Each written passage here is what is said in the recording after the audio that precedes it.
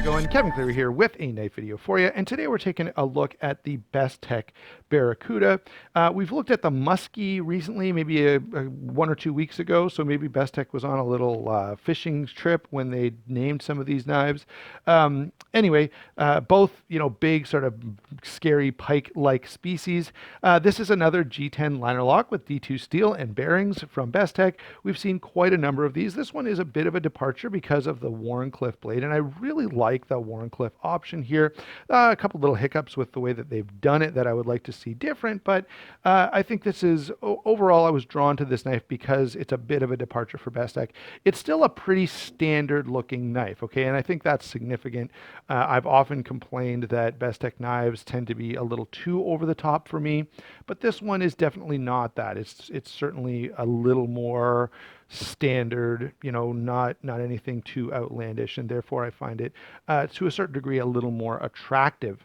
All right, size and weight on this guy, pretty standard size, 8 5/16 on the overall length, so that's just a little bit over 8¼ inches, 3.5 inch blade, 4 7/8 on the handle. Now only 3.5 inch grip area, so we kind of lose this back here. It could work if you had really large hands, but it also has an area that you can sort of choke up, which if you had really large hands, you could hold it, you could grip it here, and you'd have tons of room to do that. And we'll talk a little bit more about that as we move forward. 4.56 ounces, which is a little hefty for a knife of this size, but it's pretty thick. You can see there's some pretty hefty slabs of G10. They have milled this out to save a bit of weight, which definitely helps in that department. And in terms of carrying this around every day in your pocket, not a big deal. 4.56 ounces is not that bad. And it's a little thicker, so you're probably going to maybe notice it more, but unless you're wearing, I don't know, linen pants or I don't know, those whatever those things are that the girls like to wear these days, the skin tight things, this probably wouldn't work in those. Leggings, wow, I don't know why I couldn't come up with that, but if you're wearing leggings, probably won't work. Otherwise, I think you're good to go. Now, we've got to talk about this blade because I like it and dislike it all at the same time. So we've got a D2 blade here with a Wharncliffe shape, really nice stonewash on the swedge here and on the primary bevel, nice satin finish on the flats. I do find this a very attractive looking blade, very thin behind the edge, so it's going to cut really well. Not crazy thick blade stock either. And of course, D2 holds an edge pretty nicely. It's not a super stainless steel, so you're going to have to be aware of that in terms of care and maintenance. Now, the main thing that makes me crazy about this blade is it could have given me almost 1/2 inch more cutting edge, and probably some of you can see that right here. So they have cut this off to make a finger choil, but look at how long this finger choil is. It's gigantic. Like I can almost fit 2 fingers here. I can't quite do it, you can see, but one finger kind of lands right here, and you can see I could easily have an extra 3/8 inch of cutting edge or so.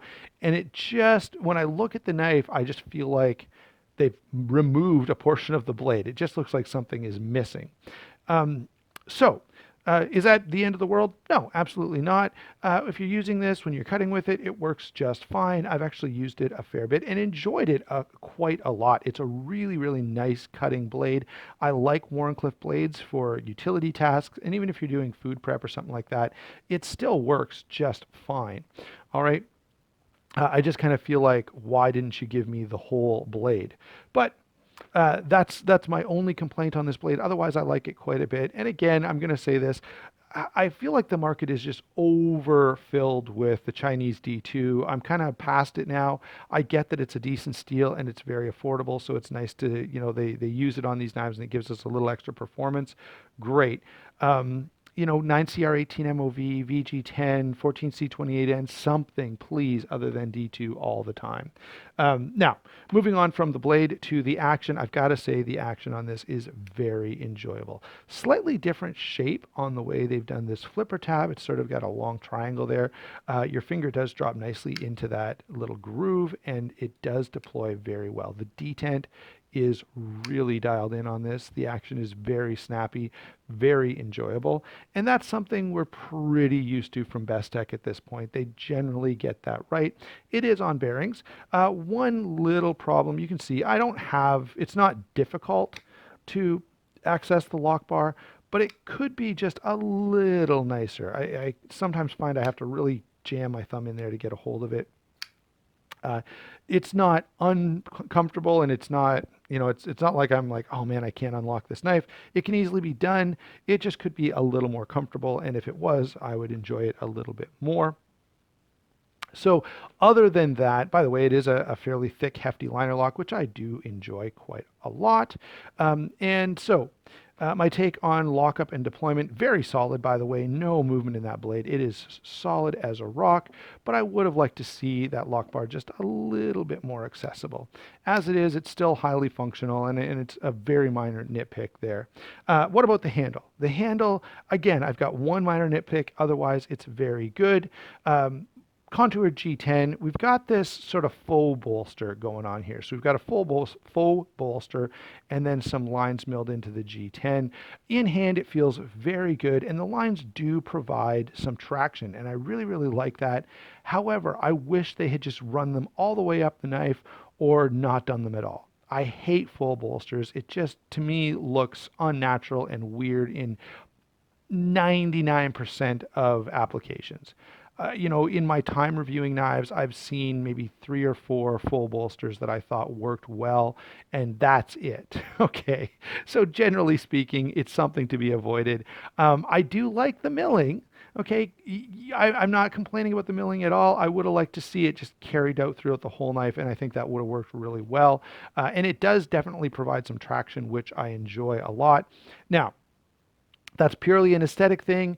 It's purely, my own preference. Maybe all of you watching just love full bolsters and you wish every single knife in existence had a faux bolster. I am definitely not one of those people. So that's really my only nitpick on the handle. Otherwise, it's very comfortable. I do like the option to choke up, although as I was saying in the blade discussion, I wish it wasn't so much room to choke up. In a backed off grip, again, it feels really nice. I get no hot spots, reverse grip, ice pick grip or yeah, I mean, it's good. The handle is very comfortable. No issue with that whatsoever. The construction, the quality, and the attention to detail is very good. We've got a non-tubed lanyard hole, single position, deep carry clip. I will offer this little criticism, by the way, and I'll show you a couple other knives that don't do this. So we have round head screws here that could interfere with the functioning of this deep carry pocket clip. If you look here this is a Civivi Insight. Notice how those screws are nice and flat. If you look here on the steel will, same deal. Nice flat screws in the deep carry clip, which is really, really nice to see. Bestech missed that a little bit, and they tend to miss it consistently. I've handled a few Bestechs, and all of their deep carry clips tend to have those round screws. Normally, it's not a problem, and on this one, it's not really a problem. It's just, it would have been nice to think that through enough to make those flathead screws. Okay. What else do we have to say about this? I think, hey, the ergonomics are good. The construction is good. The blade shape is good. Overall, I enjoy this quite a bit. Let's do some comparisons. We've already seen a couple there, and I'll bring them back. But, pretty standard fare. We got to bring in a Rat Model 1, not only because many of you are familiar with the size and shape of it, but it's, similar construction, D2 steel, liner lock, the whole bit. So there's a Rat Model 1. Here it is beside a Para 2, not an extremely comparable knife, but again, one that everyone is familiar with, so it works very well as a size comparison. Now let's bring in the Civivi again. Obviously, we could bring in a bunch of Bestechs. You could have a never-ending stream of Chinese-made liner locks, and some of you have commented that why do you keep just reviewing these? Well, I think the budget options are great out there, and I enjoy checking out the different things and telling you about them. So that's why. But here's a Civivi, similar construction, a little more costly because of the material they've used on the handle here, but D2 steel liner lock. Okay, D2 steel liner lock G10. This is carbon fiber G10 layered. The other knife I want to bring in is the steel will Sheula. Again, Now, here you can see they've done a pattern, okay, and it's a nice pattern, but they carried it through the whole handle, and I just feel that makes a knife much more consistent. They've also done a nice decorative pivot here, which I enjoy, but isn't, anyway, kind of besides the point. But again, similar priced D2 liner lock knife. Both of these are quite nice. The Shayula, I think, is going to be a winner for steel wheel. I like this one quite a lot.